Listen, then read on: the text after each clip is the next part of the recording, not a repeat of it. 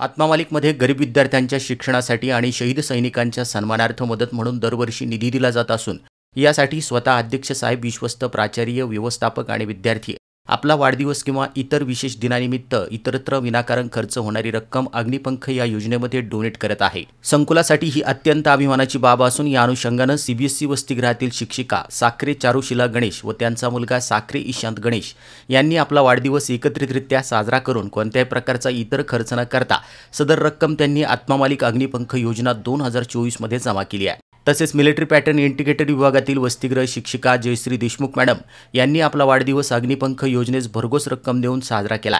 संकुलातील विविध शाळांमधील विद्यार्थी देखील अग्निपंख योजनेमध्ये डोनेशन देत आहे। अशा प्रकारे विद्यार्थी, पालक आणि इतर भाविक यांचे सुद्धा डोनेशन अग्निपंख योजनेमध्ये जमा होत आहे। ही योजना मोठ्या प्रमाणात यशस्वी झाल्याचं आपल्याला पाहायला मिळतं आहे। विद्यार्थ्यांना आध्यात्मिक वातावरणात शिक्षण देणारी आत्मा मालिक ही संस्था विविध उपक्रमातून विद्यार्थ्यांवर संस्कार घडवत आहे। आदर्श विद्यार्थी आत्मा मालिकमध्ये घडत असल्याचं आपल्याला पाहायला मिळतं आहे। या कामी वसतिगृह व्यवस्थापक साईनाथ उर्फे सर आणि त्यांची टीम पाठपुरावा करते।